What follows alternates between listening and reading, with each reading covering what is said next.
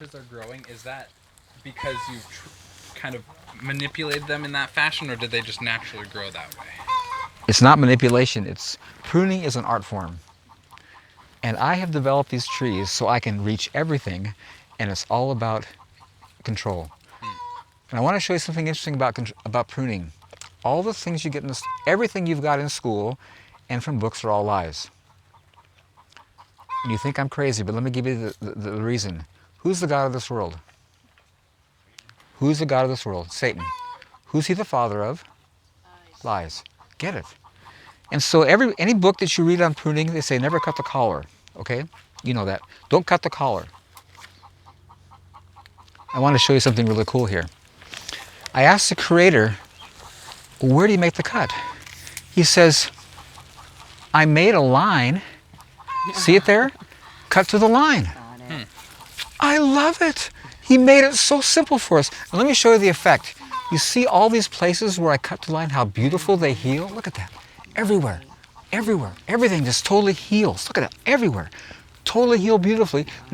You see when they cut beyond the line, everybody does. You get all these suckers coming out of that place. The wood below where they cut, because the collar can't grow over it, dies and becomes a cavity. You look at my trees, there's no cavities anywhere. They're all healed well because I cut to the line. I love the creator. I made a line. He made it so simple for us, so obvious, and we don't get it.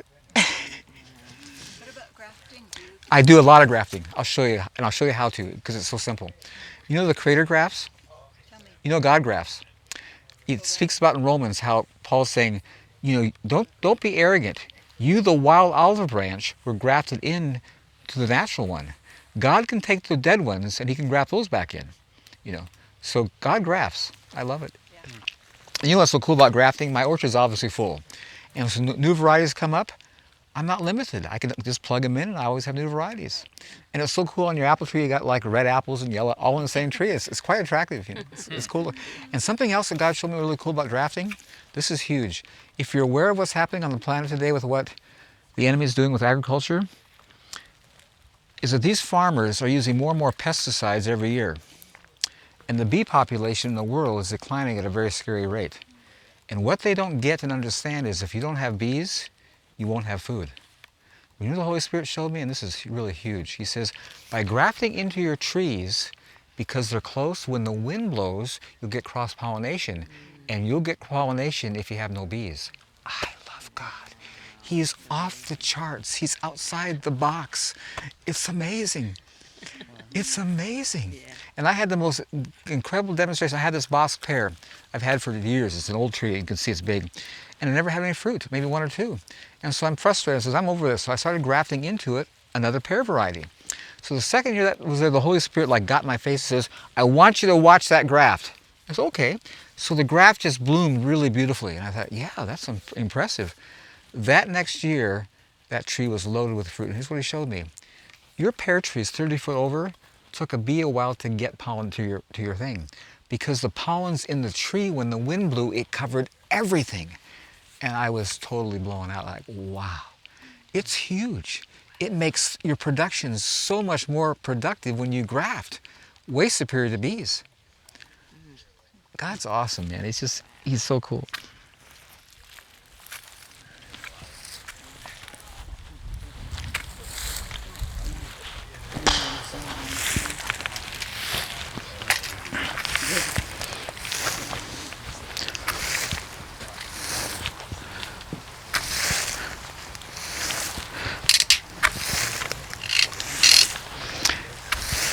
Yeah, see this little shoot here is coming from that plum tree over there.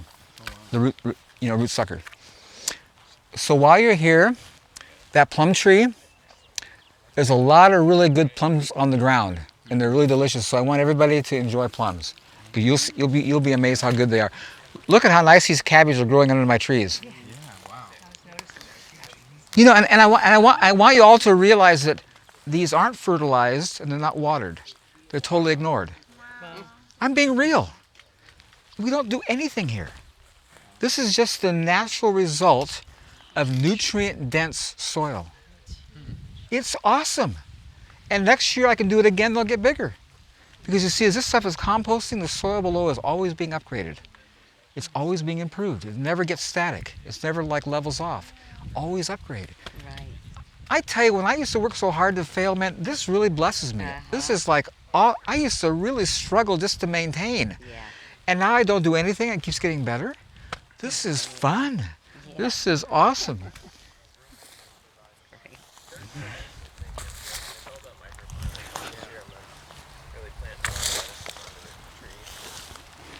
Here, over here, there's a whole bunch on the ground over here. These plums, go get it because they're really good.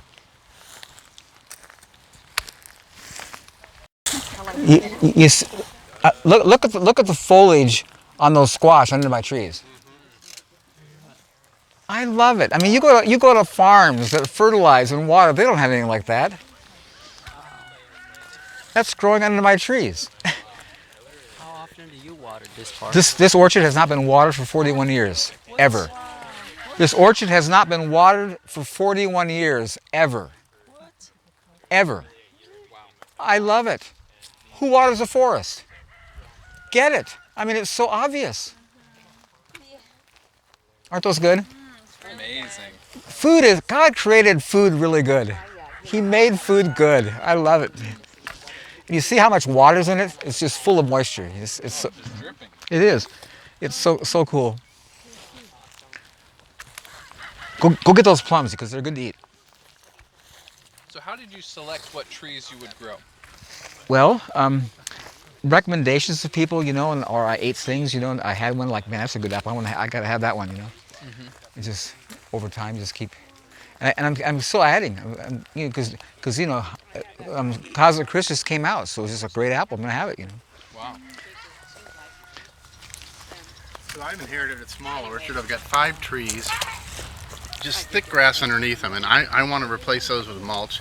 I noticed in your movie that in New York, that family just cut the grass short, put down newspaper, and then mulch right, or the bark, the Wood chips. wood chips right on top of it.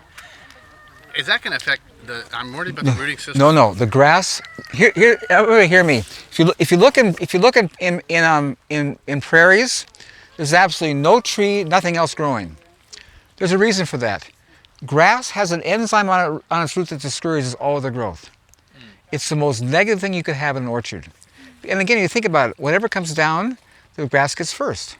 So it's a major deterrent to that tree. So in grass, just cover with wood chips. If you do 8 inches or more, the grass all dies. If you don't have enough, just paper over it. And the grass will compost and become fertilizer and feed your trees. And then in that orchard, you can do what I'm doing here, grow all your produce. Right. In the orchard. So I don't need to worry about lack of oxygen or anything. The wood chips will allow. It's air to- full of oxygen. All Gotcha. kinds of air go through. Okay. Here's what's interesting. Let me just shows you the dumb things we're told. Remember how they told you can't put wood chips up against tree trunks? How stupid. Think about it. If you look at nature, when the wind blows, needles and leaves will pack up against tree trunks because that's where they were stopped. Yep. No one pulls that away. The tree's fine. The stuff's full of oxygen. It can't hurt anything. What's up with making a little circle around your tree trunk for weeds and garbage to fall in to make it hard for yourself? I mean, everything they tell you to do is labor-intensive, stupid, doesn't work. It's just nuts. Yeah. So bring the wood. I've had wood chips 16 inches deep around my trees, right to the tree trunk, and they were fine. It's like I put money in the bank. You know, like people ask, how much wood chips do you want? I ask, how much money do you want in the bank? It's like a major resource. It's going to break down and turn into soil, but man, it's awesome. So make use of it, and there's no limit. Look at my poor tree here. It got buried with all these peas. You can't even find the tree. And again, look at all the apples on this little tree. It's just like, gosh, man, it's just nuts, the volume, you know. Beans are putting out good too, huh? Look how big it is. Yeah, eat those. You know, they're getting old, but they're still pretty good. Yeah. Yeah, at this point I'm just saving seed from them. This is like a really amazing sugar snapper bean. It's called Cascadia. Oh, is that right? Uh-huh. Cascadia? Yeah.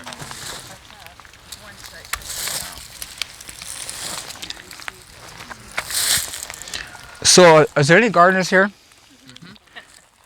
who pull weeds, Yeah. who know what dandelions are? Yes. Come here. Luckily I have less now. But I want you to experience something that's gonna blow you away. Totally blow you away. Because you know when you pull dandelions, what that's like. Come over here and pull this dandelion and watch how easy it comes out. And everybody watch them do this. Right there. Some gardener, come here. Yeah, just go right around the base and go pull it out. Look at that. You see how easy that came out? And you got the whole root. Yeah. I love it. Everything about wood chips is awesome. It's totally incredible. What about then? I've been told that dandelions alkalinize the soil. Dandelions is really a good food. That would be really good to eat. Everything about dandelions are really great. I just don't care for them in my garden because I was raised in a Swiss German culture that everything has a place should be in place. And so that to me is an eyesore. Got it.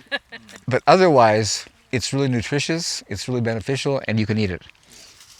I had a woman come from the Philippine Islands, and she saw one of those, says, "Can I go pull that?" I says, "Yeah, go help yourself." And she's coming back and says, "We buy these in the store in the Philippine Islands, and they're all bitter. This one's not bitter. I can't believe how sweet this was." She was shocked that it was not sweet, not bitter, because nothing's bitter.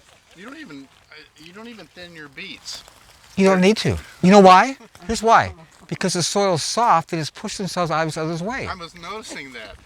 I, You got 3 of them right next to each Are other. you the wood chips? You see the hard compacted soil, they'll be compacted, but here they just move out of each other's way. I mean, everything about wood chips is completely awesome. It's just off the charts, amazing. look at these beautiful. The size of the leaves of that. Look at that. I'm telling you, man. People with Miracle Grow and all these chemicals don't even get close to this. And this is happening with no effort. Just stick the thing in the ground and walk off, and it just does it. Paul, what is this plant here? Nick, this is, This large. it's all gone to seed. Merit collard greens. Perennial collard greens. See, that's all seed right now. Wow. Okay. So they're biannual. You see, those all have seed in it. And look at the abundance of seed the Creator makes. It's just totally awesome. Old growth kale. Do you do The tree divot collars? dog yeah. Now. dog hole. Now, those of you, go ahead. So this showing that it's a perennial. It'll produce seed each year, and then in the fall, like I don't know if it'll bend down. You see that big bushy thing right behind it? Yep. Yeah. That's coming off of the roots. So once all the seed's ready, which it actually Getting close. is now, I could probably harvest it. Cut the stems, hang them upside down. I'll just cut the whole tree basically down, and that one will replace it. Wow. All winter long, you'll eat greens all winter, Yeah. all into the spring, and I'll send up all the little rapini, which is little broccoli-looking things, and then you get more seed. But yeah, everybody should actually break a little piece off of this, and then get some seed because it's really rare. Yeah. I know Okay. the Yeah. little flower growth on there is really good. Oh, To yeah. eat, yeah. While I'm Yeah. gardening. Yeah. Oh my gosh, it's good. Awesome. Thank So you. is that Kale. like that Oh, perennialness of unless it? it's Is that a tree collard or is that a very collard specific? instead. It is a tree color. It is yeah. a tree collard. Yep. Wow. So, but it's related. I've actually They have the been same looking to kind try of to leaves. find Yeah, well, there you go. Well, that's all I have for this video.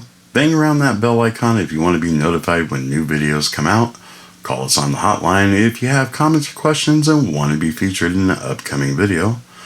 Don't forget to comment, rate, subscribe. Check us out on the website, and we'll see you guys on the next one.